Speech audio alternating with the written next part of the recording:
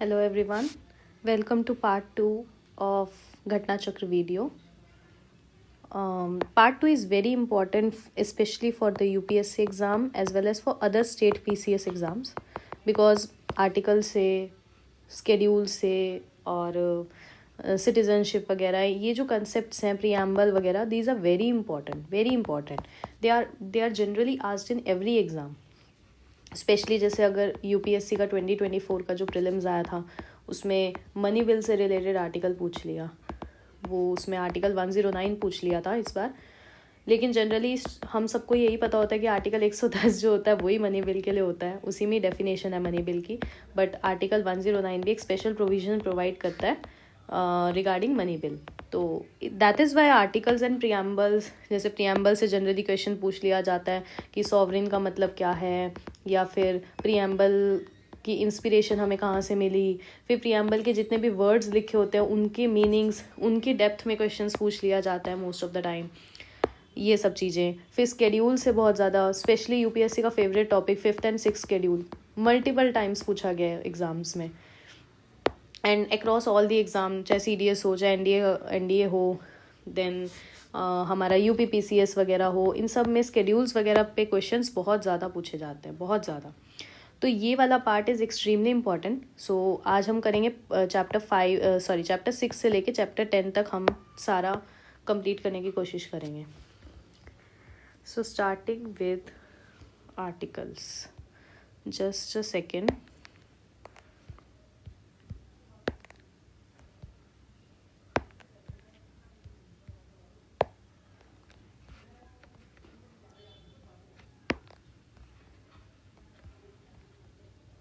So first question is Indian constitution consist of. तो इसका more than 400 article होगा, क्योंकि इस टाइम पे हमारे इंडियन कॉन्स्टिट्यूशन में 468 के अराउंड आर्टिकल्स हैं लगभग. और अभी हमने लास्ट क्लास में पढ़ा था कि कितने पार्ट्स हैं, 22 पार्ट्स हैं टोटल. और स्केड्यूल कितने आ जाते हैं, स्केड्यूल हमारे 12 स्केड्यूल हैं एट प्रेजेंट. तो ये चीज़ हमें पता होनी चाहिए. Next, there were originally how many article in the constitution. तो ये पुराना क्वेश्चन है, तो 420 या जो भी हम करें, तो मोस्टली इस टाइम पे 468 के अराउंड है, तो वो थोड़ा पता होना चाहिए. इस क्वेश्चन के हिसाब से जो भी हाईएस्ट नंबर है हम वो मार देंगे. इसमें 420 है तो 420 नंबर मार देंगे. Total number of article and schedule in the constitution, हमें पता है 12 स्केड्यूल है, तो ये डी वाला ऑप्शन मार देंगे, क्योंकि अभी बढ़ चुके हैं आर्टिकल्स काफ़ी सारे. How many parts, article, parts और स्केड्यूल्स का बता देते हैं. 22 पार्ट्स हैं, 12 स्केड्यूल है, तो 12 स्केड्यूल एंड 24 पार्ट, 450 आर्टिकल, तो बी आ जाएगा इसका आंसर. वो 2017 का है, इस वजह से ऐसे दे रखा है. इंडियन कॉन्स्टिट्यूशन कितने part, 22 parts, 24 parts, 12 schedules and more than 400 articles. ये क्वेश्चन हमारे काम का आएगा. फॉर्मेशन ऑफ न्यू स्टेट्स किस में दे रखा है, सिटीजनशिप किस में, कौन से पार्ट में है, फंडामेंटल राइट्स, चलो यहीं से देखते हैं. Citizenship part 2 of the Indian constitution में है. फॉर्मेशन ऑफ न्यू स्टेट जो है वो आर्टिकल नंबर 3 में है. फंडामेंटल राइट्स हमारा पार्ट 3 में आ जाएगा, अगर पार्ट का क्वेश्चन है तो. हाँ, पार्ट 3.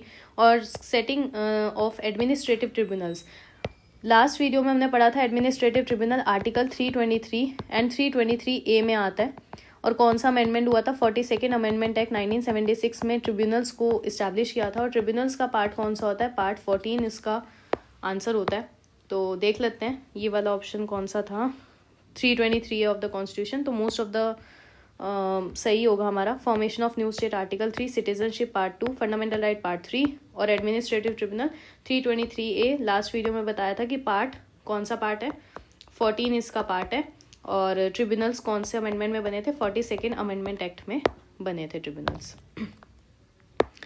नेक्स्ट आता है, the provision that no bill imposing tax can be introduce in legislature except on the recommendation of the president is covered under which article. तो ये आर्टिकल हमें याद करना है कि कोई भी ऐसा बिल जो है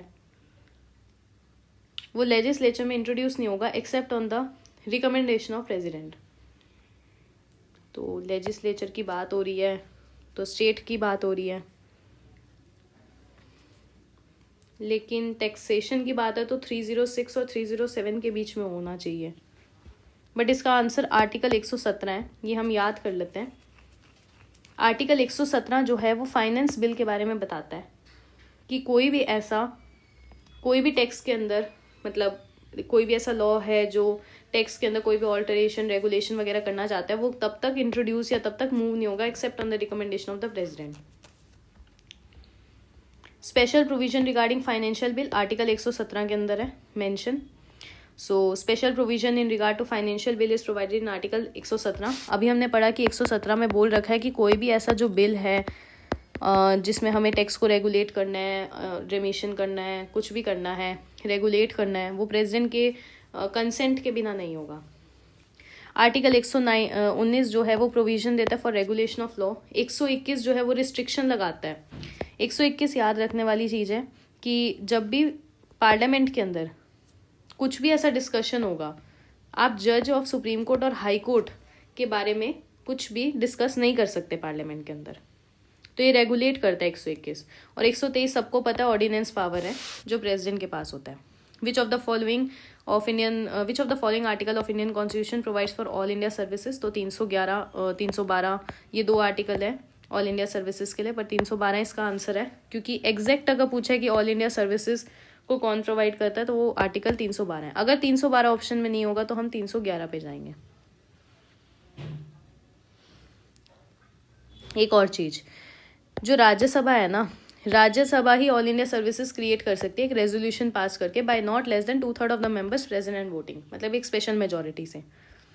एंड पार्लियामेंट में by law provide for one or more all India services. Parliament एक लॉ पास करेगा कि भाई अब जैसे अगर इंडियन जुडिशियल सर्विस चाहिए, ऑल इंडिया जुडिशियल सर्विस, तो उसके लिए लॉ कौन पास करेगा? पार्लियामेंट। लेकिन रेजोल्यूशन कौन देगा कि हाँ भाई एक सर्विस बननी चाहिए या एक ऑल इंडिया सर्विसेज की हमें नीड है, तो वो काउंसिल ऑफ स्टेट्स देता है। और ऑल इंडिया सर्विसेज कौन से आर्टिकल में? 311 एंड 312। अगर 312 ऑप्शन में 312, 311 ऑप्शन में 311, अगर दोनों ऑप्शन है तो 312।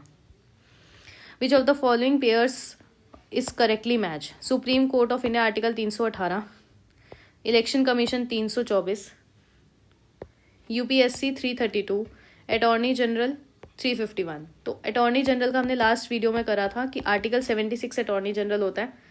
यूपीएससी का अभी हमने देखा आर्टिकल 311 312 होगा। सुप्रीम कोर्ट ऑफ इंडिया का मोस्टली 120 वाली लाइन में आर्टिकल शुरू होते हैं, तो इलेक्शन कमीशन ऑफ इंडिया इसका सही आंसर होगा। आर्टिकल 324 जो कि हमने पढ़ा था लास्ट क्लास में, पार्ट 15 ऑफ द कॉन्स्टिट्यूशन में जाता है elections. Attorney general article 76, article 351 development of Hindi language, और सुप्रीम कोर्ट के जो आर्टिकल 124 से स्टार्ट होते हैं लगभग। और चीफ इलेक्शन कमीशन का जो मतलब इलेक्शन कमीशन के अंदर चीफ इलेक्शन कमिश्नर और अदर इलेक्शन कमिश्नर होता है, और उनको कौन फिक्स करता है? प्रेसिडेंट फिक्स करता है time to time. Next question, which of the following is not correctly match? Article 39A जो है equal justice and free legal aid, article 40 organisation of village panchayat, ये लास्ट क्लास में भी बताया था, ये डीपीएसपी है। कौन सी डीपीएसपी में आता है विलेज पंचायत का? गांधीयन डीपीएसपी के अंदर आता है ये। आर्टिकल 39A जो है वो equal justice and free legal add है। 44 यूनिफॉर्म सिविल कोड है जो कि लिबरल इंटेलेक्चुअल प्रिंसिपल के अंदर आता है। उसके बाद separation of judiciary from executive, इसका आंसर आर्टिकल 50 होता है। तो 48 गलत दे रखा है। आर्टिकल 48 याद कर लेते हैं। आर्टिकल 48 जो है वो किससे रिलेटेड है? वो है organisation of agriculture and animal husbandry, मतलब एग्रीकल्चर और एनिमल हस्बेंड्री से रिलेटेड है। अब फिर से यही क्वेश्चन आ गया कि आर्टिकल 124 किससे रिलेटेड है? 124 हमने पढ़ा था यूनियन जुडिशरी। जहां भी यूनियन आता है वो कौन से पार्ट में आता है? वो पार्ट 5 में आता है। जुडिशरी मोस्टली चैप्टर 2, चैप्टर 3 वगैरह में, चैप्टर 2 में आता है जहां तक मुझे है, एक बार कंफर्म कर लेना। आर्टिकल 5 जो है वो सिटीजनशिप के बारे में है, और specifically citizenship by birth, descent, ये सारी चीज़ें जो हैं वो आर्टिकल 5 के अंदर मेंशन है। आर्टिकल 352 उस अभी हमने पढ़ा था लास्ट वीडियो में, वो इमरजेंसी प्रोविजन है। कौन से पार्ट में आता है? पार्ट 18। और 245 जो है वो डिस्ट्रीब्यूशन ऑफ लेजिस्लेटिव पावर्स है। डिस्ट्रीब्यूशन ऑफ लेजिस्लेटिव पावर देख लेते हैं answer. 5 contain citizenship, 124 supreme court, 245 distribution of legislative power between union and state. अगर पूछा जाए ना कि यूनियन और स्टेट लेजिस्लेचर के अंदर मतलब इसका मतलब 245 का मतलब है union list, state list and residuary list. ये सब किसके अंदर है? 245 आर्टिकल के अंदर है। या कॉन्करेंट लिस्ट जिसे बोलते हैं। और उसके बाद आर्टिकल 352 हमने पढ़ी लिया, इमरजेंसी से रिलेटेड है। आर्टिकल 368 किससे रिलेटेड है? अमेंडमेंट से। आर्टिकल 74 जो है वो काउंसिल ऑफ मिनिस्टर है। आर्टिकल 36 जो है डीपीएसपी है। और आर्टिकल 14 जो है वो राइट टू इक्वालिटी है। Right to equality is a fundamental right. Article 36 DPSP, और उसमें क्या बोलते हैं कि it is fundamental to the governance of the country. Next article 14 अभी पढ़ा, right to equality. Protection against arrest and detention, कि अरेस्ट और डिटेंशन के लिए हमें प्रोटेक्शन मिलती है, वो आर्टिकल 22 में है, जिसमें 2-3 चीज़ें आती है। नो डबल जियोपार्डी, कि एक ही कोई एक ऑफेंस के लिए आपको 2 बार पनिशमेंट नहीं मिल सकती। दूसरा ये कि नो सेल्फ इंक्रिमिनेशन। और तीसरा आ जाता है no double jeopardy, no self incrimination. 1 minute मुझे याद करने दो।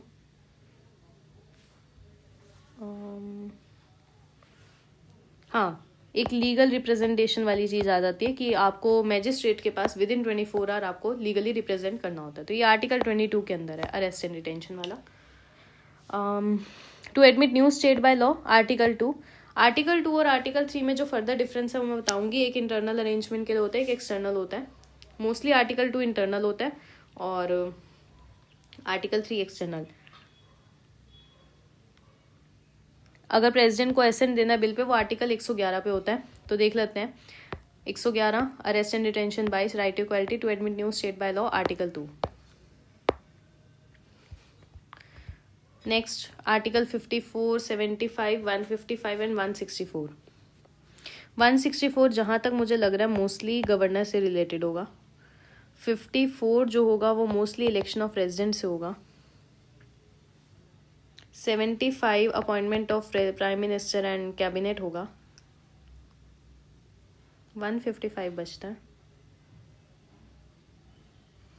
मोस्टली, या तो 4 ही लग रहा है मुझे थोड़ा सा, बाकी एक बार आंसर चेक करते हैं। 54 जो है वो प्रेसिडेंट के इलेक्शन से रिलेटेड है। 75 जो अपॉइंटमेंट ऑफ प्राइम मिनिस्टर से रिलेटेड है। 155 गवर्नर से है और 164 chief minister of state and other minister से रिलेटेड है। तो यहाँ पे गड़बड़ हुई है।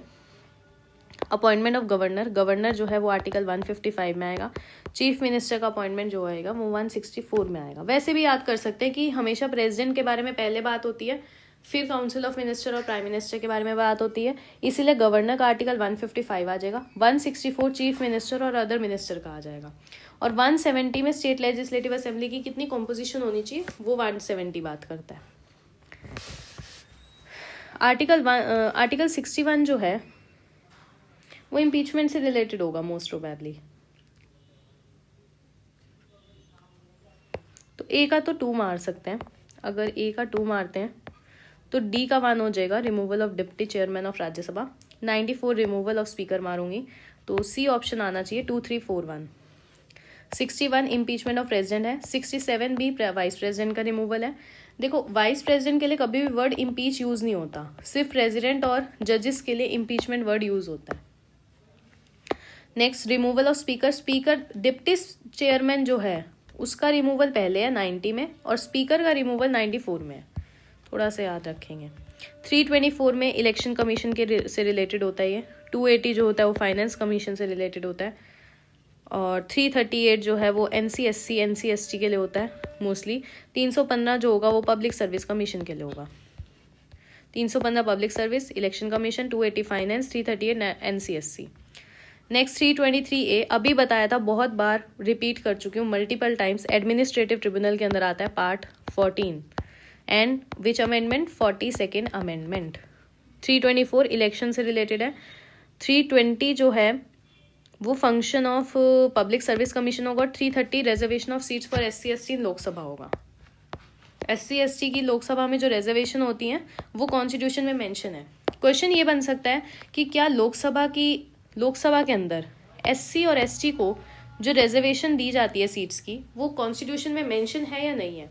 तो वो हमें पता चल गया कि आर्टिकल 330 के अंदर रिजर्वेशन का फुल ऑन प्रोविजन दे रखा है लोकसभा का। Next finance commission 280, financial emergency 360, all India services 312 and constitutional amendment 368। Constitutional amendment हमने कहाँ से लिया था, जर्मनी से लिया था। पब्लिक सर्विस कमीशन हमने कहाँ से लिया था? गवर्नमेंट ऑफ इंडिया एक्ट 1935 से लिया था। और इमरजेंसी प्रोविजन मोस्टली हमारा जर्मनी से ही था। फाइनेंस कमीशन का यही इंडिया का ही था, इसमें इतना कुछ है नहीं फाइनेंस कमीशन का।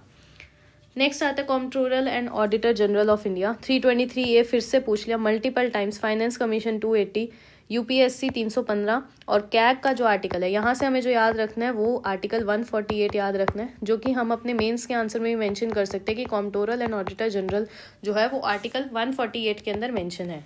इसके लिए जो कमेटी बिठाई गई थी वो कौन सी कमेटी थी? विनोद राय कमेटी बिठाई गई थी कैग की फंक्शनिंग के लिए। विनोद राय कमेटी बिठाई गई थी। देखो कैग का 148। Inter state council 263, finance commission 280, administrative tribunal, ये तीनों ठीक हैं। इंटर स्टेट काउंसिल का भी वैसे ठीक है। और अगर वैसे पूछा जाए कि डिस्प्यूट्स ये वाटर ट्रिब्यूनल्स वगैरह, रिवर स्टेट बोर्ड्स वगैरह, वो 262 के अंदर पार्लियामेंट के पास पावर होती है एक रिवर बोर्ड सेटअप करने की, वो आर्टिकल 262 के अंदर लिखा हुआ है। तो इसमें नॉट करेक्ट कई आंसर गलत दे रखा है, पता नहीं क्या दे रखा है। Article 40 organisation of village panchayat, मैं बहुत बार बता चुकी हूँ कि ये डीपीएसपी है, गांधीयन डीपीएसपी के अंदर आता है। फिर उसके बाद आर्टिकल 26 हमें पता है फंडामेंटल राइट है, right to freedom to manage the religious affairs. Then article 98 और 239 में हमें देखना है 98 सेक्रेटेरिएट ऑफ पार्लियामेंट होना चाहिए मेरे अकॉर्डिंग। बाकी वैसे मैच करते हैं, ए का 3, बी का 4, ये कटा ये कटा, इन दोनों में से देखना है। और 98 अगर मैं सेक्रेटेरिएट पे मारती हूँ तो मेरा ऑप्शन ए आना चाहिए, और ए ही इसका आंसर है, क्योंकि डी 239 जो है वो यूनियन टेरिटरीज के एडमिनिस्ट्रेशन के बारे में है। और मैंने अभी आपको पिछले वीडियो में बताया था कि यूनियन टेरिटरीज का एडमिनिस्ट्रेशन कौन से पार्ट में मेंशन है, वो पार्ट 8 के अंदर मेंशन है। कैसे बताया था? मैंने ऐसे याद करने को बोला था कि जो पार्ट 9 होता है वो पंचायती राज का होता है, तो पंचायत से पहले यूटीज का आता है, ऐसे करके याद करवाया था। उसके बाद आप एक बार रिवाइज करवा देती हूँ। पार्ट 9 जो है वो पंचायत के लिए मैंने बताया था। फिर मैंने पार्ट 9A बताया था जो म्यूनिसिपैलिटीज़ के लिए था। फिर पार्ट 9B जो था वो मैंने बताया था कोऑपरेटिव्स के लिए। इसका 73rd अमेंडमेंट, इसका भी 74th अमेंडमेंट, इसका मेरे ख्याल 96th अमेंडमेंट कुछ था, ऐसे करके हमने याद किया था। और ये पार्ट 8 जो है वो यूटीज़ के लिए हो गया था। फिर article 17 equality before law, 78 establishment of parliament, 192 proclamation of emergency. D option आ जाएगा क्योंकि इक्वालिटी बिफोर लॉ आर्टिकल 14 के अंदर है। पार्लियामेंट का जो इस्टेब्लिशमेंट है वो इसमें नहीं है। 78 जो होता है वो प्राइम मिनिस्टर से डिटेल्स मांगने के ऊपर होता है कि प्रेसिडेंट जो है वो प्राइम मिनिस्टर से कुछ भी मांग सकता है, इंफॉर्मेशन वगैरह।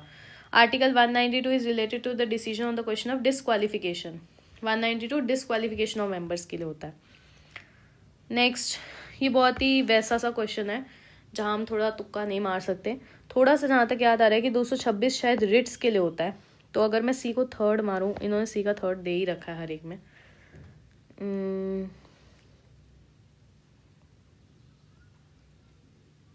High court to be court of record,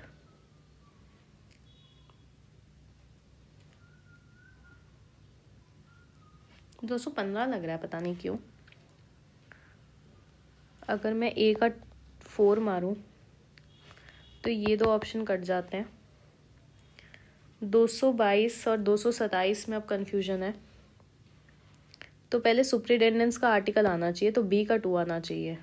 तो डी ऑप्शन लग रहा है, नहीं ए है। मतलब यहाँ पे गड़बड़ क्या हुई है, बी का 1 आएगा। मतलब जो हमारा 222 आर्टिकल है वो रिलेटेड है ट्रांसफर ऑफ जज from one high court to another high court, और 227 जो है वो ये बताता है कि power of superintendence of over all courts by the high court, कि हाई कोर्ट के अंदर जितने भी अंदर आएंगे कोर्ट्स, सबऑर्डिनेट कोर्ट्स वगैरह, उन पे सुप्रिटेंडेंस पावर हाई कोर्ट की रहेगी। तो ये आंसर था इसका। ये 215 मेन याद रखना, high court to be court of record, और 226 रिट जुरिस्डिक्शन पता होना चाहिए। हाई कोर्ट जो है वो फंडामेंटल राइट्स और अदर राइट्स के लिए भी रिट इशू करती है, लेकिन आर्टिकल 32 में जो रिट्स इशू होती हैं वो सिर्फ सुप्रीम कोर्ट करता है और सिर्फ फंडामेंटल राइट के लिए करता है। इसलिए बोला जाता है कि जो आर्टिकल 226 का स्कोप है वो काफ़ी वाइडर है एज कम्पेयर टू आर्टिकल 32 जो कि सुप्रीम कोर्ट के पास है। Next question, under which article of the constitution there is a provision for high court of union territories. इसका आंसर देख लेते हैं, पता नहीं है। आर्टिकल 241 इसका आंसर आएगा। 241 में ये बोल रखा है कि यूनियन टेरिटरीज के लिए भी एक हाई कोर्ट होना चाहिए।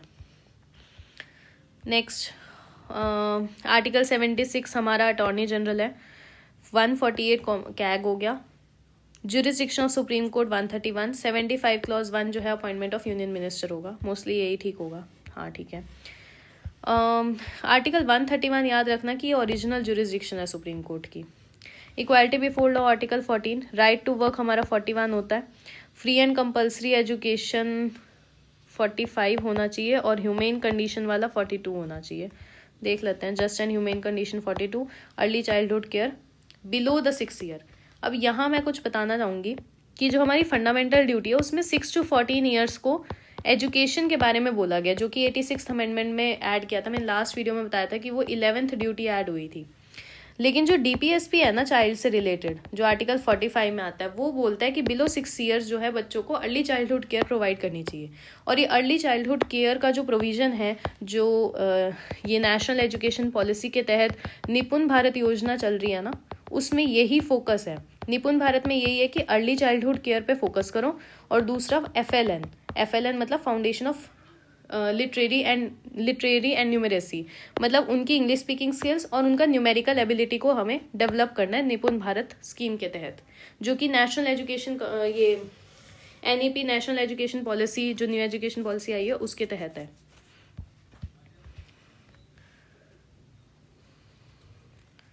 ये 371 ABCD का पूछ रखा है।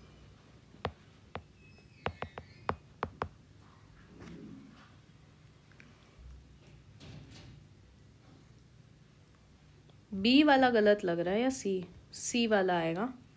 मणिपुर आएगा इसका आंसर। ठीक है, ये याद कर लेते हैं। ए जो है वो नागालैंड का है,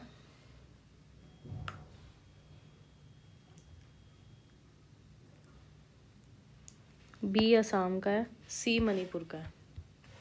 हो जाएगा ये याद, ये मार्क कर लेते हैं। ये अभी पार्ट्स वाला जो आएगा उसमें याद कर लेंगे, या ये अलग से याद कर लेंगे। अब आता है schedule. Total number of schedule कितने हैं? 12 स्केड्यूल हैं टोटल। इंडियन कॉन्स्टिट्यूशन में 12 स्केड्यूल है। 20 parts, 390 article. 9, 10, 11, 12 schedule were added to the constitution. ये ठीक है। अब इसमें ना ये पुराना क्वेश्चन है, तो अभी तो जैसे 24 पार्ट्स हो चुके हैं, तो इसका आंसर वैसे सी आएगा, क्योंकि उस टाइम पे भी ये गलत हो गया था क्वेश्चन, तो सी ही आएगा कि कॉन्स्टिट्यूशन में अभी 22 पार्ट हैं, 395 आर्टिकल्स हैं। Next, which of the following schedule of Indian constitution list the name of state and specify their territory. तो ये फर्स्ट शेड्यूल के अंदर मेंशन किया गया। सेकंड शेड्यूल में क्या है? सैलरी ऑफ ऑफिशियल्स मेंशन है। थर्ड ओथ वगैरह है। फोर्थ जो है वो सीट्स एलोकेशन है राज्यसभा का। If a new state of the Indian Union is to be created, which one of the following schedule of the Constitution must be amended? कौन सा अमेंड करना पड़ेगा? तो फर्स्ट ही अमेंड होगा, क्योंकि फर्स्ट में यूनियन एंड इट्स टेरिटरी के बारे में मेंशन है। Fourth schedule allocation of seats के ऊपर है। ये कौन सा पूछ रखा है? थर्ड स्केड्यूल के बारे में हमें बताना है। प्रेसिडेंट ओथ नहीं लेता, थर्ड गलत हो जाएगा। जैसे ही थर्ड गलत हुआ आंसर आ जाएगा 1 to 4। तो मिनिस्टर ऑफ यूनियन लेते हैं, चीफ जस्टिस लेता है, मेंबर ऑफ पार्लियामेंट लेता है, तो 1 to 4 आ जाएगा। Fourth schedule allocation of seats होता है। थर्ड स्केड्यूल ओथ होता है।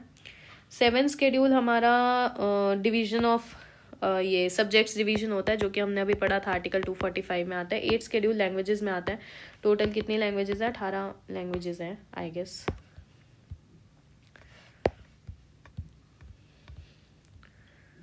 फिर से आ गया क्वेश्चन। 8th जो है वो लैंग्वेज का है। 6th जो है ट्राइबल एरिया का होता है। 4th काउंसिल ऑफ स्टेट का। 9th लैंड रिफॉर्म का। ठीक है ये क्वेश्चन। 7th स्केड्यूल हमारा डिस्ट्रीब्यूशन ऑफ लेजिस्लेटिव पावर हो गया। 8th स्केड्यूल लैंग्वेज हो गया। 9th स्केड्यूल जो हो गया वैलिडिटी ऑफ सर्टेन एक्ट, और डिफेक्शन वाला 10th स्केड्यूल हो गया। 7th schedule division of hours. 8th schedule languages. 9th schedule validation, और 10th schedule disqualification. Third schedule oath का ही होता है, ये डिफेक्शन का होता है, ये लैंग्वेज का ही होता है। डी वाला गलत है, ये मुझे ये बताना ये कौन से में है। ये 4th स्केड्यूल में है। The 9th schedule was introduced in during the prime ministership of Jawaharlal Nehru की प्राइम मिनिस्टरशिप में 9th शेड्यूल बना था, बिल्कुल 1950-51 में ही आ गया था 9th शेड्यूल। ये रहा फर्स्ट अमेंडमेंट में। State land reform laws have been included in 9th schedule, 1951 Jawaharlal Nehru की उसमें आया था। Parliament of India can place a particular law in the 9th schedule of the constitution of India, बिल्कुल ठीक है। Validity of a law placed in 9th schedule can not be examined by any court and no judgment can be made on it, ये बिल्कुल गलत है, क्योंकि उनको examine किया जा सकता है। Judicial review is the basic structure of the constitution, कई बार बोल चुके हैं ये मिनर्वा मिल केस और इन सब में। कोयलो केस, आयर कोयलो केस जो है वो किससे रिलेटेड है? 9th शेड्यूल के ऊपर से रिलेटेड है। इस पे मेंस का भी क्वेश्चन आ रखा है। तो आयर कोयलो केस जो है वो एक लैंडमार्क जजमेंट है, और आयर कोयलो केस में यही बोल रखा है कि जो जुडिशियल रिव्यू है it is the basic structure of the constitution, और इसको 9th शेड्यूल केस भी बोला जाता है। The provision of 3 legislative list जो है वो किस में मेंशन है? 7th शेड्यूल के अंदर मेंशन है। ये एंट्रीज का देख लो, यूनियन लिस्ट 97 होती है, स्टेट में 66 होती है, कॉन्करेंट में 47। इकोनॉमिक प्लानिंग किसके अंदर आता है? कॉन्करेंट लिस्ट के अंदर आता है, ये पता होना चाहिए बस। Economic planning concurrent list. Prevention of cruelty ये भी कॉन्करेंट में आता है। फॉरेन अफेयर्स और पुलिस तो नहीं होगा कॉन्करेंट में। क्रिमिनल मैटर्स भी मोस्टली स्टेट के उसमें ही होता है, रेड नहीं, स्टेट और यूनियन दोनों के हाथ में होता है, ये याद रखना। जैसे इस बार जो ये पीनल कोड्स वगैरह होते हैं ये सब कॉन्करेंट में होता है। रेडियो एंड टेलीविजन यूनियन में होता है। कॉन्करेंट में कौन सा होता है? पॉपुलेशन कंट्रोल और फैमिली प्लानिंग ये होगा। Public health and sanitation state में होता है। ये ट्रेजर ट्रैवल वगैरह भी स्टेट में ही होता है। पब्लिक हेल्थ एंड सैनिटेशन ठीक है, सेंसस यूनियन में होता है। Allocation of seats in the council of state ये गलत हो गया ना, ये 4th शेड्यूल में होता है। एंटी डिफेक्शन सही है।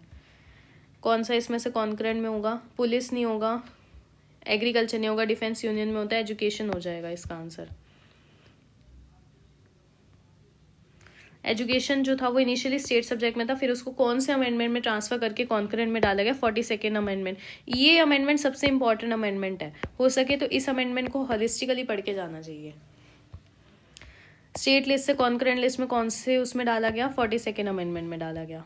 नेक्स्ट, फॉरेस्ट जो है वो कौन से उसमें आता है? कॉन्करेंट। स्टॉक एक्सचेंज ये गलत हो गया, स्टॉक एक्सचेंज यूनियन में आता है, पोस्ट ऑफिस यूनियन में आता है, पब्लिक हेल्थ स्टेट में आता है, फॉरेस्ट कॉन्करेंट में आता है। फॉरेस्ट इसलिए कॉन्करेंट में आता है क्योंकि सेंटर जो होता है वो लॉ बनाता है, और स्टेट जो है उसको डेलीगेट किया जाता है उसकी प्रोटेक्शन वगैरह के लिए, जैसे नेशनल पार्क वगैरह हो गए और वाइल्ड लाइफ सेंचुरी। नेक्स्ट आता है यूनियन लिस्ट, सेंसस में आएगा। State list, police and public order, concurrent, population control, residuary में स्पेस वगैरह सब रेजिडुअरी में आता है। आजकल जैसे साइबर क्राइम्स हैं वो भी कॉन्करेंट लिस्ट में ही आता है, कॉन्करेंट नहीं सॉरी रेजिडुअरी लिस्ट में। इनमें से कौन सा कॉन्स्टिट्यूशन में ऐसा प्रोविजन है जिसका एजुकेशन पे बियरिंग है?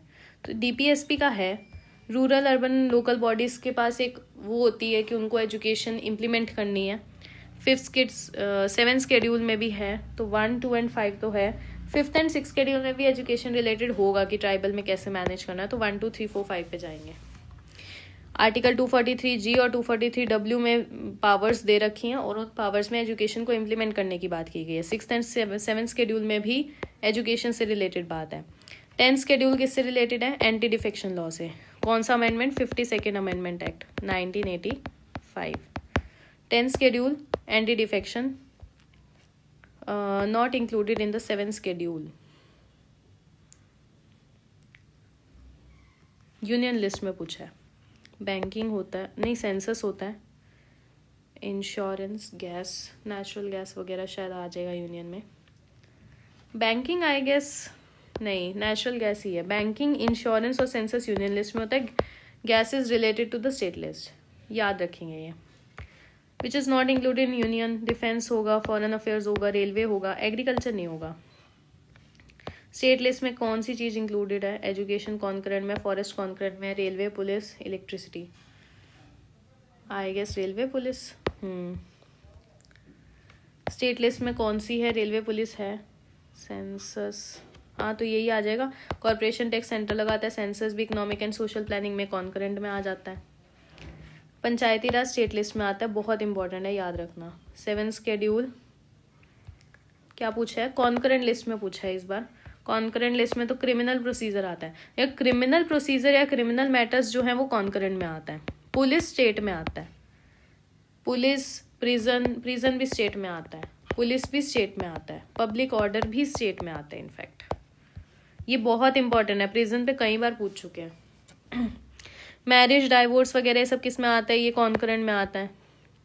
फिर एंट्री, तभी तो ये जो यूसीसी वाली चीज़ है वो सेंटर स्टेट दोनों देख सकते हैं। Election of legislature of a state, इसको ठीक है छोड़ो। Right of government to impose taxes and fees is provided in which schedule of the constitution. Tax और फीस को इम्पोज करने का किस में होगा, तो ये 7th में होगा कि कॉरपोरेशन टैक्स वगैरह किस में लगाना है और ये सब। Land reform comes under the subject of concurrent या स्टेट के अंदर होता है कौन, ये इंपॉर्टेंट है। लैंड रिफॉर्म्स जो हैं वो स्टेट लिस्ट में आएंगे। Anti defection law 10th schedule, 52nd amendment act 1985, anti defection 10th schedule. Transfer of tribal land void 5th schedule हो जाएगा, क्योंकि ट्राइबल लैंड के बारे में तो वो 5th शेड्यूल में ही आएगा। If a particular area is brought under the 5th schedule, which of the following best reflect the consequence? This would prevent the transfer of land of tribal to non-tribal. This would create local self-governing body, convert the area into union territory. ये गलत हो जाएगा, special category भी नहीं आएगा, और ये 9th schedule होता है तो ए आ जाएगा कि आप ट्रांसफ़र नहीं कर सकते ट्राइबल पीपल की लैंड को नॉन ट्राइबल्स को। 5th शेड्यूल जनरली किससे रिलेटेड है, शेड्यूल ट्राइब से रिलेटेड होता है। देखो 5th शेड्यूल में जो जनरली होता है, मोस्टली एक बार बता देती हूँ, उनमें शेड्यूल्ड एरियाज आते हैं और शेड्यूल्ड ट्राइब्स भी आती हैं। जो किसी भी स्टेट में शेड्यूल्ड ट्राइब्स हों वो 5th शेड्यूल में आ जाएंगी। लेकिन स्पेसिफिकली AMMT, असम, मेघालय, मिजोरम, त्रिपुरा, ये इनका जो एडमिनिस्ट्रेशन है वो 6th शेड्यूल में आता है। इसमें 5th शेड्यूल आ जाएगा, शेड्यूल 5। 5th and 6th किसके लिए बनाया गया, ये ट्राइबल्स की प्रोटेक्शन के लिए बनाया गया।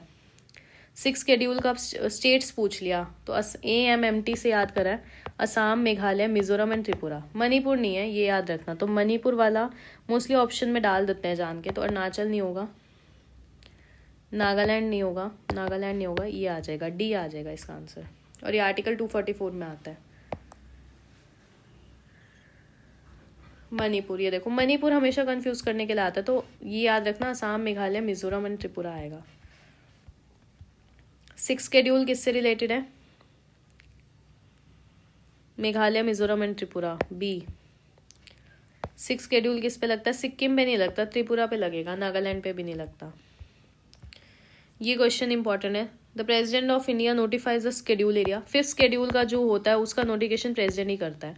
State with schedule area need to constitute a tribal advisory council, ये 6th करता है, 5th नहीं करता। एक second, let me check, answer C है। Article 244, president of India notifies the scheduled area. Schedule president may by order declare to the schedule area and, अच्छा ठीक है, ट्राइब्स एडवाइजरी काउंसिल इसमें बनती है, शेड्यूल एरिया में बनती है, ध्यान रखना है। ये एक करेक्शन कर लेंगे, इसका आंसर सी आएगा कि जो ट्राइब्स एडवाइजरी काउंसिल है, क्योंकि 5th शेड्यूल एरिया में क्या होता है कि कुछ एक पर्टिकुलर एरियाज होते हैं, प्लस ट्राइबल्स का भी वेलफेयर होता है इसमें, इसीलिए ट्राइब्स एडवाइजरी काउंसिल TAC बनाई जाती है। With in a state the notification of an area, ये अभी पूछा है कि कौन देता है, ठीक है। The largest administrative unit district होता है, लोएस्ट जो होता है वो ब्लॉक होता है। Chief minister of the concern state, chief minister नहीं देता, गवर्नर देता है, सारे काम गवर्नर ही करता, तो ओनली 2 इसका आंसर आ जाएगा। अब ये जो ऑटोनोमस डिस्ट्रिक्ट काउंसिल वगैरह बनती है ना, ये बनती है 6th शेड्यूल के अंदर। 30 मेंबर होते हैं, 6 नॉमिनेटेड होते हैं। Right to direct the act pass by the parliament of India in autonomous district lies with the governor. Assam वाला शायद प्रेसिडेंट के पास होता है, अगर मैं 3rd काटूंगी तो 1 and 2 बचता है, 1 and 3rd आएगा इसका आंसर। लेकिन इसको एक बार देख लेते हैं। 6th शेड्यूल में ट्राइबल एरियाज होते हैं असम, मेघालय, मिजोरम एंड त्रिपुरा। और इनको ऑटोनॉमस एडीसी और एआरसी से रिप्रेजेंट किया जाता है। इसमें 30 मेंबर होते हैं जिनमें से सिर्फ 4 नॉमिनेटेड होते हैं। ये याद रखना, 26 सिलेक्टेड होते हैं, 4 नंबर्स को ट्वीक किया गया, 26 और 4 का याद रखना। एडीसी में 30 मेंबर्स होते हैं, 26 और 4 नॉमिनेटेड होते हैं। और असम को कौन गवर्न करता है? गवर्नर। 11 शेड्यूल किससे रिलेटेड होता है?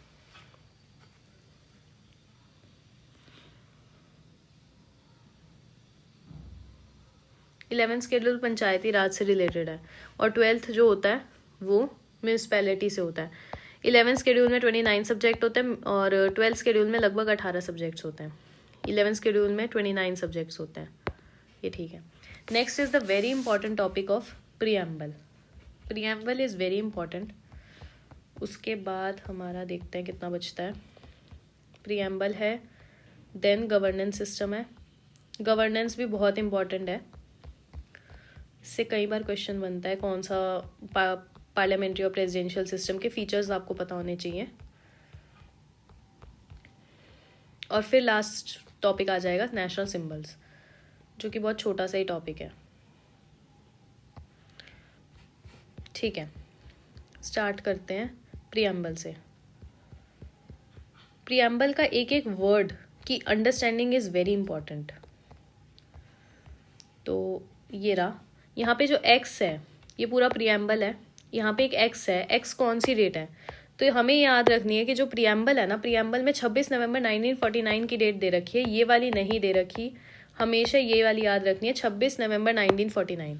अब प्रीएम्बल को ना, ये वर्ड्स हैं इसके, अगर क्वेश्चन में आए कि हमारा कॉन्स्टिट्यूशन कब अडॉप्ट और इनेक्ट हुआ है, तो उसकी डेट यही आएगी, 26 नवंबर 1949। लेकिन अगर बोला जाए कि कमेंसमेंट कब हुआ है, तो फिर 1950 26 जनवरी वाली डेट हम टिक करेंगे। What was the exact constitution status of Indian Republic on this? कौन सा स्टेटस था इस टाइम पे? हमें पता है सोशलिस्ट वगैरह बाद में ऐड हुए हैं। तो SDR था, सॉवरेन डेमोक्रेटिक एंड रिपब्लिक। उस टाइम SDR था और आज के टाइम पे ट्रिपल SDR है, sovereign, socialist, secular, democratic and Republic. Next question, exact constitution status of India SDR। ये 10 बार पूछ लेंगे अब ये question. Minds of maker of constitution of India, वो कहाँ रिफ्लेक्ट हो रहा है? प्रीएम्बल में रिफ्लेक्ट हो रहा है। KM मुंशी ने इसको पॉलिटिकल हॉरोस्कोप बोला है। जस्टिस कितनी टाइप की गिवन है? देखो, जस्टिस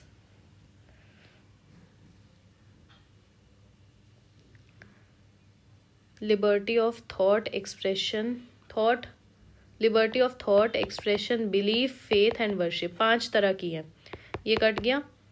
और justice socio economic and political justice. 3521 equality of status and opportunity, fraternity, एक ही वर्ड दे रखा है। प्रीएम्बल में अब हमें क्या करना है? सीक्वेंस बताना है। सॉवरेन, सोशलिस्ट, मैंने बताया था SSDR, ये रहा, sovereign, socialist, secular, democratic, Republic, D आएगा। करेक्ट ऑर्डर बताना है, ट्रिपल SDR, सॉवरेन, सोशलिस्ट, पहले सॉवरेन, पहले O वाले हैं फिर E वाला है, sovereign, socialist, secular and democratic.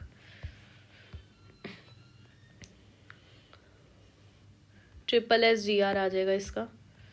Consider the word, हाँ कर लिए कंसीडर। अब इनके करेक्ट सीक्वेंस बता दिया, sovereign, socialist, secular and democratic. छोड़ो, एक्सप्रेशन सोशलिस्ट कब ऐड हुआ था? 42nd। एक ही बार प्रीएम्बल अमेंड हुआ है, वो 42nd अमेंडमेंट है और उसमें डबल SI जो था वो इंट्रोड्यूस किया गया था, सोशलिस्ट, सेकुलर एंड इंटीग्रिटी। कई बार ये क्वेश्चन आता है कि 42nd अमेंडमेंट से पहले क्या इंडियन कॉन्स्टिट्यूशन सेकुलर नहीं था? था वो इंडियन कॉन्स्टिट्यूशन, लेकिन एक्सप्लिसिटली वर्ड जो सेकुलर वर्ड था प्रीएम्बल में, वो 42nd अमेंडमेंट में ही ऐड किया गया। Which of the following was inserted in the preamble of the constitution of India through 42nd constitutional amendment act? तो सोशलिस्ट और सेकुलर इसका आंसर आ जाएगा। सेकुलर और socialist 42nd amendment. Which one of the following describe India as a secular state? Preamble describe करती है, हाँ यही आएगा प्रीएम्बल। 9 शेड्यूल उससे रिलेटेड नहीं है। फंडामेंटल राइट्स में भी हैं रिलीजन से रिलेटेड, लेकिन preamble is the most appropriate answer. Which of the following word was not included in the preamble of the Indian constitution? तो सॉवरेन था, इंटीग्रिटी नहीं था, बाकी सारा था। अब फिर से पूछ लिया 42nd अमेंडमेंट में क्या क्या ऐड हुआ? तो SS, सोशलिस्ट, सेकुलर ऐड हुए थे 1 and 3। ये अच्छा क्वेश्चन है। Objective resolution bye Jawaharlal Nehru finally becomes a preamble non justiciable can not be amended. ये गलत हो गया ना, उसको अमेंड तो किया जा सकता है। अभी भी पीछे किसी मिनिस्टर ने, प्राइवेट मेंबर बिल था, पता नहीं क्या था, उन्होंने बोला था प्रियम्बल को हम अमेंड करेंगे। Preamble can not override the specific provision of the constitution. नहीं, ये गलत है। प्रियम्बल ओवरराइड कर सकता है, नॉन जस्टिसिएबल तो होता है लेकिन ओवरराइड कर सकता है। What is the legal nature? Legal nature क्या है प्रियम्बल का? It is non enforceable. ये नॉन इन्फोर्सिएबल है, नॉन जस्टिसिएबल है। प्रियम्बल को कब करा गया अमेंड? 42 में, और SSI वर्ड ऐड किए गए, ये भी 42 आ जाएगा इसका आंसर। सोशलिस्ट जो था वो किस में ऐड किया गया? 42 अमेंडमेंट। अच्छा, 26 नवंबर 1949 में कौन से वर्ड्स नहीं प्रेजेंट थे? वही इनडायरेक्टली वही 42 वाली चीज पूछ रहे, ये तीनों वर्ड्स इंक्लूड नहीं थे। 1 2 3 आंसर आ जाएगा। सेक्युलर वर्ड कब ऐड हुआ? 42 में। Goal of constitution social and economic justice, liberty of thought and expression, equality of opportunity, dignity of the individual, all of the above आ जाएगा। सोशल इकोनॉमिक पॉलिटिकल आ जाएगा, thought expression, belief, faith and worship, equality of opportunity, dignity of an individual, status and opportunity आएगा। India is a sovereign socialist secular democratic republic, बिल्कुल ठीक है। SSGR after 42 amendment act. Sovereign democratic Republic, ये गलत हो जाएगा ना? नहीं, एक minute, it was substituted by 42 amendment for sovereign democratic, हाँ ये ठीक है। वो थोड़ा ऐसे अजीब तरीके से दे रखा था। India has people sovereignty because the preamble of the constitution begins with the word we the people of India. तो बिल्कुल रटा होना चाहिए प्रियम्बल अच्छे से। We the people of India जो है वो कहाँ पे यूज़ किया गया? वो प्रियम्बल ऑफ कॉन्स्टिट्यूशन में यूज़ किया गया। All individual are fully and equally human, this principle is known as. जो इंडिविजुअल हैं वो फुली और इक्वली ह्यूमन है, इस प्रिंसिपल को क्या बोलते हैं? आई गेस होलिज्म बोलेंगे इसको, या यूनिवर्सलिज्म। नहीं, इसका आंसर यूनिवर्सलिज्म आएगा, सोशलिज्म नहीं आएगा, इंटरैक्शनिज्म भी नहीं आएगा। All individual are fully and equally human is known as universalism. Secular का मेन मतलब क्या है? There is no religion of state in India, religious freedom, India is many religion. There is no religion of state in India, कि कोई state नहीं है। Which of the following is not mention in the preamble? SSS, ये federal mention नहीं है word. Not in the preamble of the constitution of India, public welfare कुछ mention नहीं है। कौन सी लिबर्टी मेंशन नहीं है? थॉट, एक्सप्रेशन, बिलीफ, ये इकोनॉमिक वाली मेंशन नहीं है। Not mention in the preamble social justice, political, economic, religious justice mention नहीं है। ये इसका आंसर डी आ जाएगा। ये socialist secular were not the part on the enforcement, ठीक है। 1976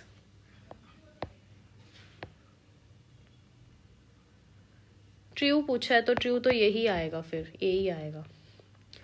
सोल ऑफ द कॉन्स्टिट्यूशन क्या है? प्रीएम्बल को generally soul of the constitution बोलते हैं। KM मुंशी ने इसको बोला था, horoscope of constitution. Horoscope of constitution KM Munshi. Who has term constitution a sacred document? तो ये अंबेडकर थे जिन्होंने कॉन्स्टिट्यूशन को एक सेक्रेट डॉक्यूमेंट बोला था।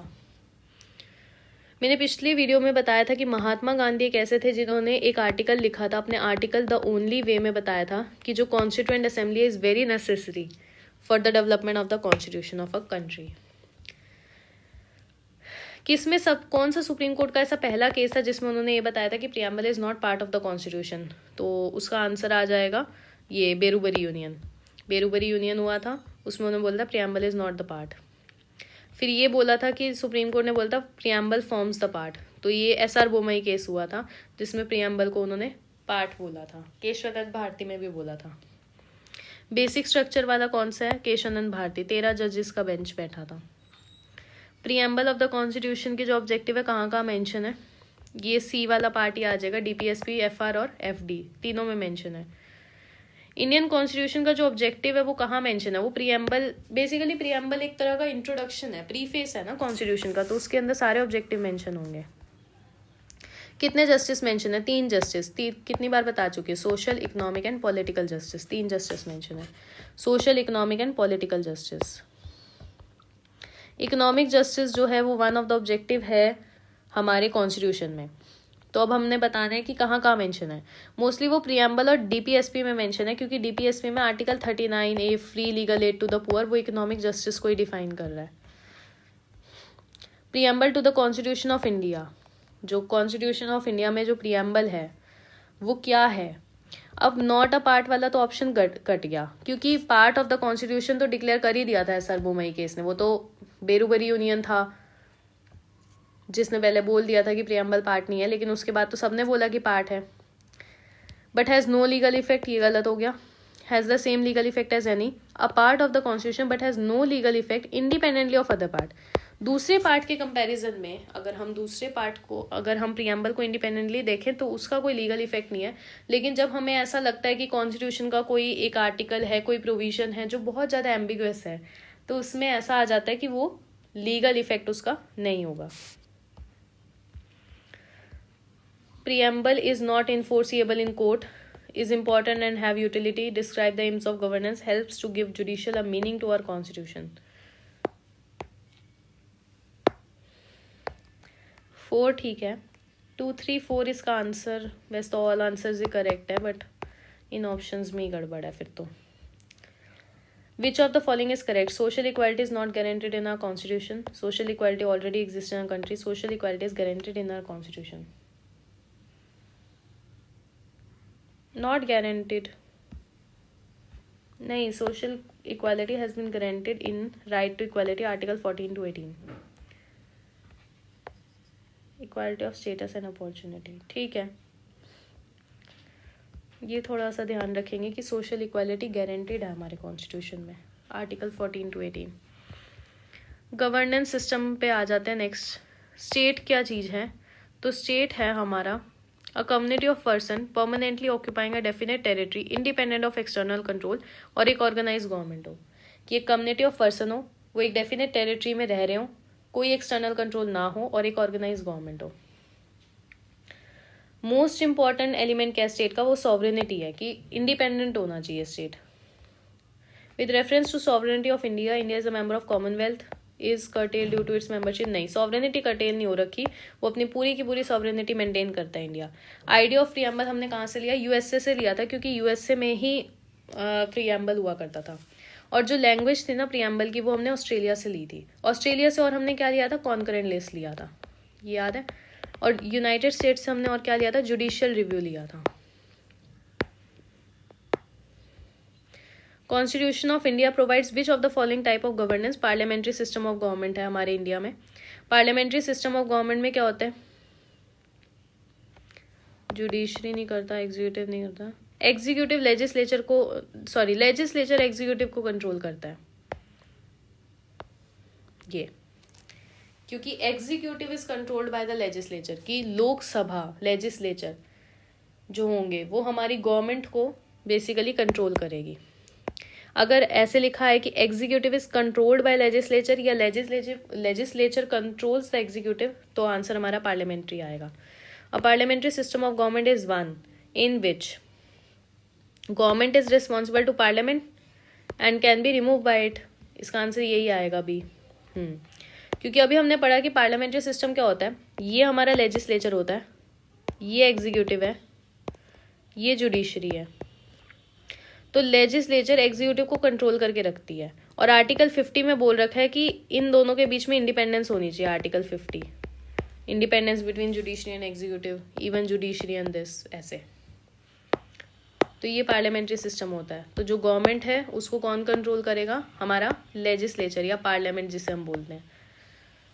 इतना बड़ा पार्लियामेंट है, पार्लियामेंट के अंदर कुछ ऐसे होते हैं जो गवर्नमेंट बनाते हैं, तो उन गवर्नमेंट को पार्लियामेंट के मेंबर्स जो हैं वो मैनेज करते हैं, वो कंट्रोल करते हैं, या गवर्नमेंट जो होती है उनकी रिस्पॉन्सिबल होती है। इसलिए आगे हम देखेंगे नो कॉन्फिडेंस मोशन जब लोकसभा पास कर देता है तो गवर्नमेंट गिर जाती है। The parliamentary form of government was first introduced in, UK से ही हमने लिया था ये पार्लियामेंट्री सिस्टम जितना भी है, यूके से लिया हुआ है। ब्रिटिश और इंडियन पार्लियामेंट्री में क्या डिफरेंस है? जुडिशियल रिव्यू नहीं है, बाई कैमरल लेजिस्लेचर तो सिमिलर ही है, real and nominal executive, system of collective responsibility.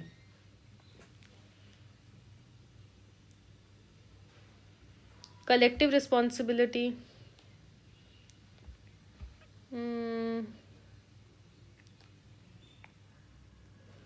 ठीक है, इसका ऐसे है कि बाइकैमरल भी है, कलेक्टिव रिस्पॉन्सिबिलिटी भी है, नॉमिनल और रियल हेड भी है, सिस्टम ऑफ जुडिशियल रिव्यूज का आंसर आ जाएगा। ये थोड़ा मेरे से ब्लंडर हो गया, मैं कुछ और ही सोच रही थी इसमें। We adopted parliamentary democracy based on British model. How does our model differ from that model? As regards legislation, British parliament is supreme और sovereign, but in India power जो होती है वो limited होती है। बिल्कुल ठीक है, जो भी पावर है हमारी वो कॉन्स्टिट्यूशन के हाथ में है और अल्टीमेटली पीपल के हाथ में है, ये बोलते हैं। In India, matters related to the constitutionality of the amendment of an act of parliament are referred to the constitution bench by the Supreme Court. बिल्कुल ठीक है, इसका आंसर सी आ जाएगा। Which one of the following is not a feature of Indian Constitution? Indian Constitution का कौन सा feature नहीं है? प्रेसिडेंशियल गवर्नमेंट नहीं है। Which of the following is incorrect about the Indian political system? Presidential system. Next, there is parliamentary system. Parliamentary system क्या बोलती है कि council of minister is responsible to the Lok Sabha. Main advantage क्या है parliamentary system का कि ये क्या करती है, ये रिस्पॉन्सिबिलिटी लाती है, रिस्पॉन्सिबिलिटी और अकाउंटेबिलिटी जनरेट करती है, स्टेबिलिटी जनरेट नहीं करती, लेकिन ये डिसएडवांटेज होता है इसका। प्रिंसिपल्स बताने which are implied institution in the parliamentary government. Member of cabinet are the members of parliament. Minister hold the office till they enjoy the confidence in parliament. ये हमने ऊपर लाइन पढ़ी कि ministers are responsible for the parliament. जैसे ही parliament का confidence खत्म हो जाएगा, नो कॉन्फिडेंस होगा, मिनिस्टर को ऑफिस होल्ड नहीं कर पाएंगे। Cabinet is headed by the head of the state, नहीं हेड ऑफ गवर्नमेंट होता है, तो तीसरा गलत हो जाएगा। जैसे ही तीसरा गया 1 और 2 इसका आंसर आ जाएगा, क्योंकि कैबिनेट के मेंबर्स जो हैं वो पार्लियामेंट से ही जाते हैं। विच of the following statement is correct regarding the parliamentary form of government.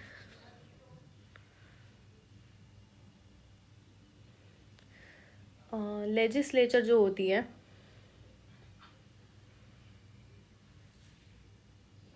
वो रिस्पॉन्सिबल होती है, वो मतलब होल्ड करती है एग्जीक्यूटिव को, तो इसमें से तो कोई भी ठीक नहीं होगा, तो ई आ जाएगा इसका option. Next, underlying principle cabinet form of government.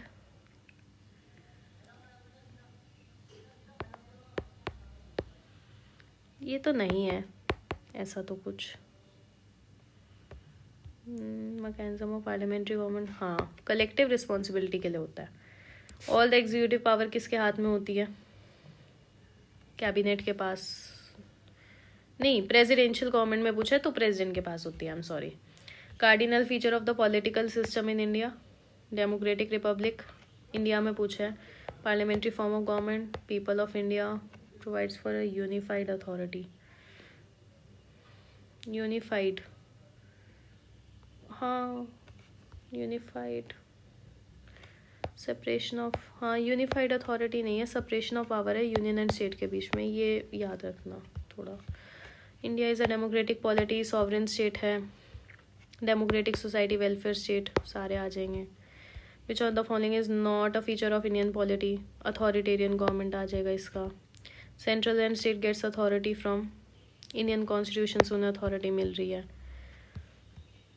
India is a democratic country, India has a constitution of its own, ठीक है इसका आंसर लेकिन भी आएगा। डेमोक्रेसी का मतलब होता है कि इलेक्टेड बाय द पीपल, तो कॉन्स्टिट्यूशन का इसमें रोल नहीं है। विच is not a feature of good governance, accountability होती है, ट्रांसपेरेंसी होती है, rule of law, red tapism नहीं होता। वेलफेयर स्टेट एम्स टू ये management of the welfare of the weaker section, ये बहुत अच्छा पॉइंट है कि हमें वीकर सेक्शन का वेलफेयर करना, वो वेलफेयर स्टेट है। मैक्सिमम वेलफेयर यूटिलिटेरियन प्रिंसिपल पे नहीं है, ये यूटिलिटेरियन प्रिंसिपल होता है, बट इंडियन गवर्नमेंट यूटिलिटेरियन पे नहीं है, वो वेलफेयर करने के बारे में बात करती है वीकर सेक्शन की।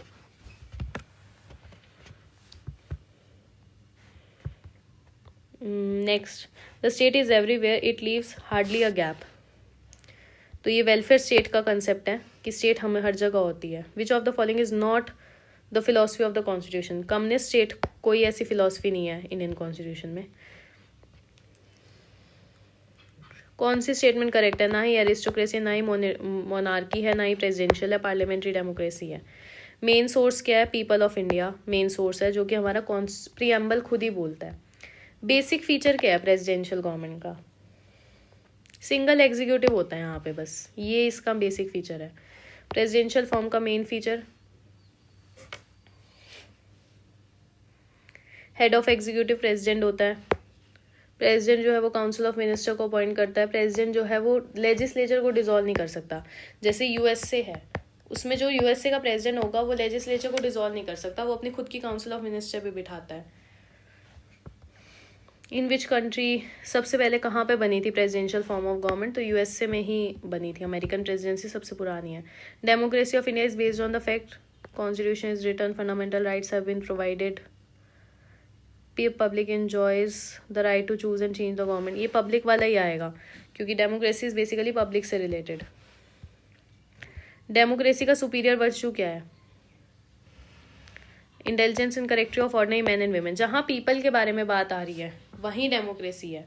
ये सुपीरियर इंडिविजुअल नहीं होगा, डेडिकेटेड पार्टी वर्कर्स भी नहीं होगा, एग्जीक्यूटिव लीडरशिप भी नहीं होगा। लीडरशिप भी एक ही की बात आ जाती है ना, जनरल पब्लिक के बारे में जो बात करता है वो डेमोक्रेसी है। इंडिया इज रिपब्लिक का मतलब क्या है कि कोई हेरिडिटरी रूलर्स नहीं होता हमारे यहाँ, इलेक्टेड रूलर होता है, कि हेड ऑफ द स्टेट जो होता है वो इलेक्टेड होता है। उसका आंसर ए आ जाएगा। विच one of the following determine that Indian constitution is federal? Distribution जो है पावर की वो यूनियन और स्टेट के बीच में है। आर्टिकल 244, 245 इसी बारे में बात करता है। इवन पार्ट 7 जो है वो बताता है कि यूनियन और स्टेट के बीच में डिफरेंट वो डिस्ट्रीब्यूशन है। इंडियन कॉन्स्टिट्यूशन क्या है? दोनों है, रिजिडिटी भी है, फ्लेक्सिबिलिटी दोनों है। पार्लियामेंट्री सिस्टम और ब्रिटिश पार्लियामेंट्री सिस्टम में क्या डिफरेंस है? तो वो जुडिशियल रिव्यू वाला ही डिफरेंस है। वो उस टाइम वो क्वेश्चन गलत हुआ था तो यहाँ ठीक हो गया। वो दोनों के पास नॉमिनल रियल पावर है, दोनों के पास लेजिस्लेचर बाई कैमरल है, दोनों के पास कलेक्टिव, दोनों कलेक्टिवली रिस्पॉन्सिबल है लोगों को लेके। लेकिन बस एक डिफरेंस है कि पार्लियामेंट्री सिस्टम में जो हेड ऑफ स्टेट होता है वो रिपब्लिक है, लेकिन उधर मोनार्की है। The constitution of India provides for a federal system, it has created a very strong centre. दोनों ठीक है बट रीजन सही नहीं है। Federalism is not practical in India, India is not a federal state. हाँ, federalism is not practical in India, ये ठीक है, लेकिन इंडिया जो है वो फेडरल स्टेट है, क्वाजी फेडरल जिसे बोलते हैं। Indian polity is an essential feature that indicate it is federal in character. कौन सा ऐसा असेंशियल फीचर है जो इंडिकेट करता है कि ये फेडरल है? ये गलत हो गया। Independence of judiciary safe guarded. Union cabinet can have elected, ये भी नहीं होगा, ये भी नहीं होगा। इसका आंसर ए होगा, क्योंकि जब तक हमारी जुडिशरी इंडिपेंडेंट होगी तब तक वो अपना फेडरल करेक्टर को हम मेंटेन कर पाएंगे। तो जुडिशरी का इंडिपेंडेंट होना बहुत जरूरी है। विच is not a federal feature of the Indian constitution. देखो सेंटर स्टेट का वो हो जाता है। इंडिपेंडेंट जुडिशरी इंपॉर्टेंट फीचर है। रिटन कॉन्स्टिट्यूशन है, सी आ जाएगा। सिंगल सिटीजनशिप वाला नहीं होता क्योंकि यूएसए जो है वो प्योर फेडरल कंट्री है, वहाँ ड्यूअल सिटीजनशिप होती है। इंडियन फेडरल में कौन कौन सी यूनिटरी एलिमेंट्स हैं? यूनिटरी का मतलब जैसे रिजिड है वो फेडरल के लिए होता है तो सेकंड नहीं आएगा, सेकंड कट गया। फिर सुप्रीमेसी ऑफ द कॉन्स्टिट्यूशन वो भी फेडरल में आता है, ये कट जाएगा। यूनिटरी में ये आ जाते हैं गवर्नर वाले और प्रेसिडेंट अप्रूवल, जहाँ पे सेंटर ज़्यादा प्रोमिनेंट होता है। यूनिटरी एलिमेंट्स में वही होता है ना। और कॉन्स्टिट्यूशनल क्राइसिस, तो ये वाला ऑप्शन आ जाएगा।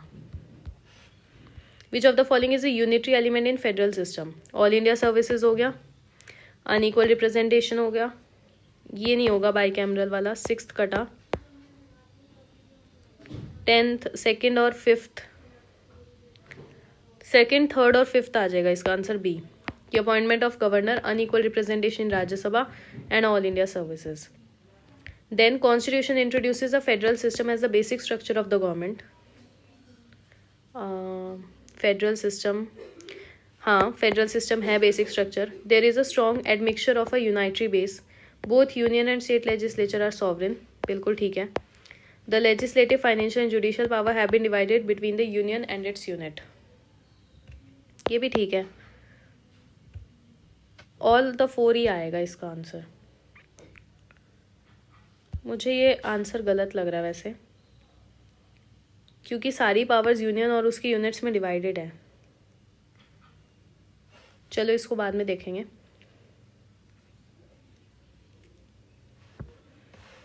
विच of the following is not true for unitary form of government? Swift decision होता है, फ्लेक्सिबल यूनिफॉर्मिटी, यही आएगा आइडियल फॉर लार्ज कंट्रीज में फेडरलिज्म होना बहुत जरूरी है। President of India is elected indirectly, ठीक है। Parliament system in India has been combined with republicism, बिल्कुल ठीक है, ले ऑप्शन ए आ जाएगा। Political parties are lifeblood of democracy. Normally people blame political parties for bad governance. बिल्कुल ठीक है, एंड ए ही ऑप्शन आएगा क्योंकि रीजन भी ठीक है। पार्टी लेस डेमोक्रेसी के बारे में किसने बात करी थी? ये महात्मा गांधी जी बोलते थे कि पार्टी लेस डेमोक्रेसी होनी चाहिए, और जयप्रकाश नारायण भी सपोर्ट करते थे पार्टी लेस डेमोक्रेसी को। Primary objective of India's federal design was to weave a nation out of its many diverse parts and protect the national integration. ठीक है बिल्कुल। Accommodation of diversities has built a stronger not weaker nationhood. बिल्कुल ठीक है, लेकिन answer B आएगा क्योंकि explanation, हाँ एक्सप्लेनेशन भी करेक्ट है इसका, तो इस वजह से। The nature of Indian political system embodies the element of continuity and change. ठीक है। Indian political system contain the element of the following political systems such as modern desires, ये सारे सही हैं, इसका आंसर भी ठीक है और इसका एक्सप्लेनेशन भी ठीक है। Women, Dalit, poor and minority are the biggest stakeholder of the democracy in India. Democracy has emerged as the carrier for the desire for self-respect. बिल्कुल ठीक है, इसका रीजन भी ठीक आएगा। The reason for Indian constitution being the bulkiest is that, इसमें यही आएगा, it contains constitution, governance of large country, इसमें बहुत सारे कॉन्स्टिट्यूशन के एक्सपीरियंस भी हैं, ऑलमोस्ट सारे ही सही हैं। विच of the following statement is true? Federal form of government is in the United state of America, ठीक है बिल्कुल। फेडरल और यूनिटरी दोनों हैं। फ्रांस जो है वो यूनिटरी है जहाँ तक मुझे याद आ रहा है। Prime minister of Pakistan is appointed by the people, इसका यही आएगा, ए वाला ऑप्शन। इसका ना वैसे मतलब है ये बीपीएससी का क्वेश्चन, वैसे इसको ऐसे क्वाजी फेडरल है, मतलब दोनों फीचर्स हैं इसमें तो वैसे, लेकिन टेंडेंसी थोड़ी सेंटर की ज़्यादा हो जाती है। फीचर ऑफ फेडरलिज्म बताना है। There is an independent judiciary in India, people have clearly divided between centre and state, federating units have been given unequal representation, it is the result of an agreement among the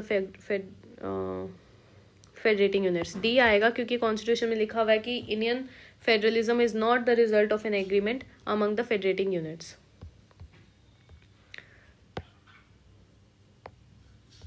इसका answer B आएगा क्योंकि correct explanation नहीं है। Indian constitution quasi neither federal, नहीं दोनों हैं, हाँ purely federal भी नहीं है, प्योरली यूनिटरी भी नहीं है, तो दोनों सही आके आंसर रीजन भी सही हो जाएगा। Nature, federal in nature, unitary in spirit. Cooperative federalism किसने बोला था? ग्रैनविल ऑस्टिन ने बोला था। क्वाजी फेडरल आइवर जेनिंग्स ने बोला था, सॉरी केसी वियरे ने बोला था, I am sorry Ivor Jennings नहीं आएगा। कोऑपरेटिव किसने बोला था? जी ऑस्टिन ने बोला था, ग्रैनविल ऑस्टिन, और क्वाजी फेडरल इन्होंने बोला था। फिर ये भी केसी वियरे ने क्या बोला था? Good balance between rigidity and flexibility, K C Wheare. Tight mould, the constitution has not been set in a tight mould of federalism, ये बी आर अम्बेडकर।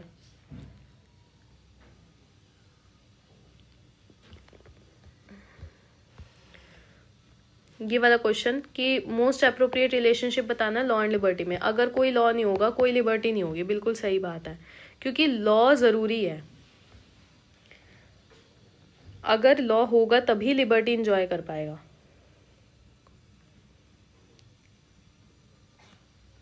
ये काम का नहीं है।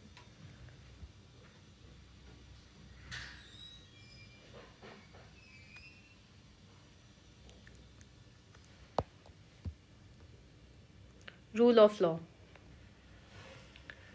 Main feature of rule of law, liberty and civil rights नहीं आएगा इसका। 1 और 3 आ जाएगा कि लिमिटेशन ऑफ पावर होता है and people responsibility to government होता है।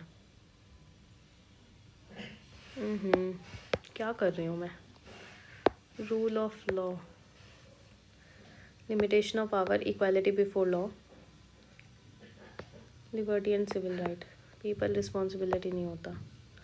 एवी डाइसी का कंसेप्ट है रूल ऑफ लॉ, जिसमें 2-3 चीज़ें दे रखी हैं। Limitation of power, that is absence of arbitrary power, no man can be punish except for a breach of law. Equality before law मतलब equal subjection of all citizen to the ordinary law of land.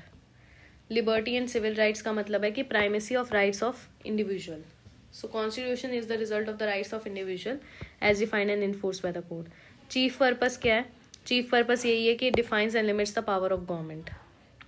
Constitutional government कौन सा होता है? Places effective restriction on individual liberty in the interest of the state authority. Effective restriction on the authority of the state in the interest of individual, ये गलत है, ये सही आएगा, 2 ओनली आएगा इसका आंसर, क्योंकि वो स्टेट पे लिमिटेशन रखती है, ना कि इंडिविजुअल्स पे। कॉन्स्टिट्यूशनल गवर्नेंस क्या है? Limited government. ये बहुत बार रिपीट होएगा, कॉन्स्टिट्यूशन मतलब limited. In the context of polity which one of the following is the most appropriate definition of liberty? Liberty का मतलब होता है opportunity to develop one self fully. One of the implication of equality in society is the absence of privileges. कि कौन सा implication है अगर equality होगी सोसाइटी में? अगर प्रिविलेजेस नहीं होंगे तो सबको इक्वालिटी मिलेगी, वैसा। यूएसए और इंडिया के कॉमन फीचर बताने। Residuary power vested in the centre, residuary power vested in the state, president has the power of pocket veto, upper house has some nominated member. तो इसका आंसर ना, क्योंकि ये वाला गलत है, हमारे इंडिया में तो रेजिडुअरी पावर सेंटर के पास होती है, लेकिन यूएसए में स्टेट के पास होता है, तो 1 और 2 तो बिल्कुल गलत हो जाएगा। बचा 3 और 4। पॉकेट जो होती है प्रेसिडेंट की ज़्यादा होती है यूएसए की, हमारे यहाँ कम होती है। अपर हाउस है सम नॉमिनेटेड मेंबर्स, तो अपर हाउस में नॉमिनेटेड मेंबर नहीं होते।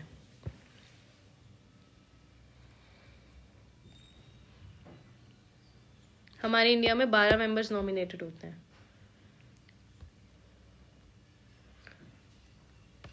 गुड गवर्नेंस कहाँ पे मेंशन है? Citizen centric administration the heart of governance. Which of the following institutes are considered necessary to promote unity among diversity? Finance commission, all India, सारी आ जाएंगे diversity में यूनिटी। फिर उसके बाद parliamentary system in India shift from centralism to federalism, वो 70s में shift किया गया था, जब वो करा था, क्या नाम, डिवॉल्यूशन करा था, पंचायती राज वगैरह की बात होने लगी थी। जनगण मन को नेशनल एंथम अडॉप्ट हुआ था 24 जनवरी 1950 को। Hindi version of national anthem Jana Gana Mana कब अडॉप्ट किया गया था? 24 जनवरी 1950। जनगण मन किसने लिखा था? ओरिजिनली बंगाली में रविंद्रनाथ टैगोर ने, और इसको national anthem Hindi version adopt किया था 1950 में।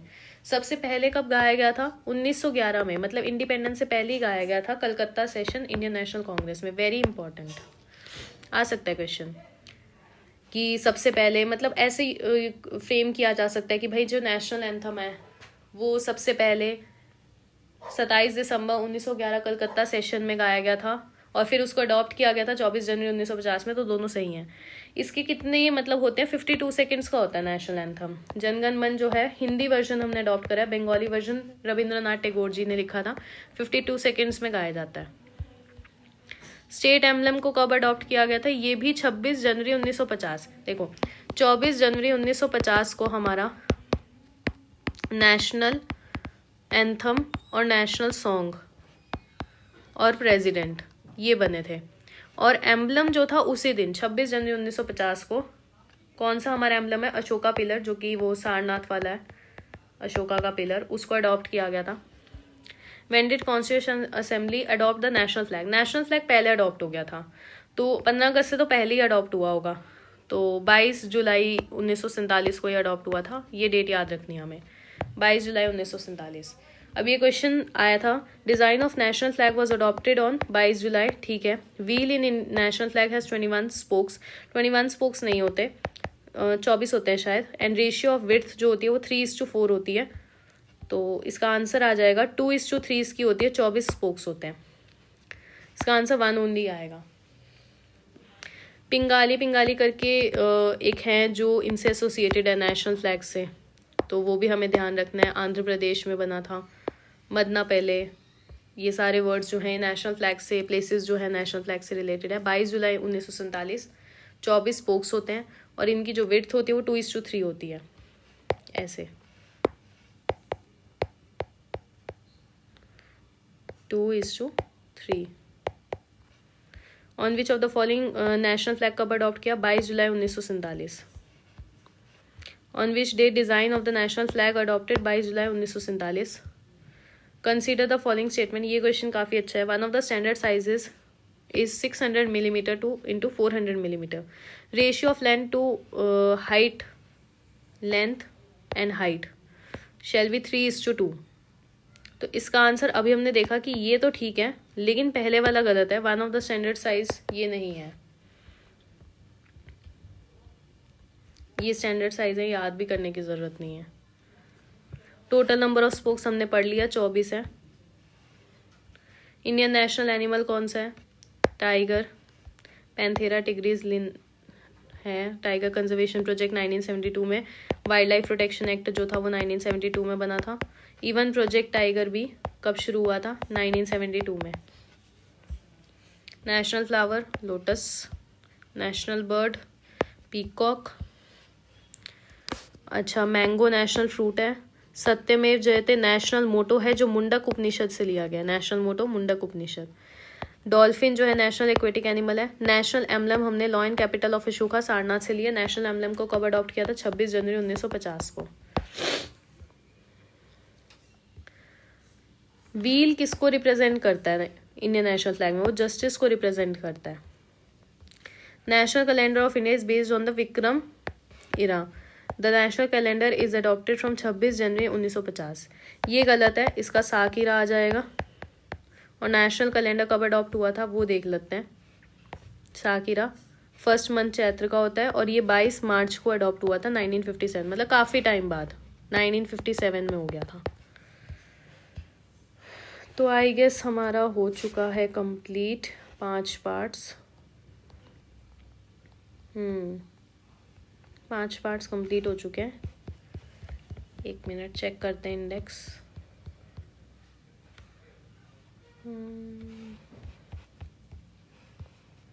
यस, आर्टिकल हो गया, स्केड्यूल हो गया, प्रियम्बल, गवर्नेंस, नेशनल सिंबल। तो टोटल 10 पार्ट्स कंप्लीट हो चुके हैं।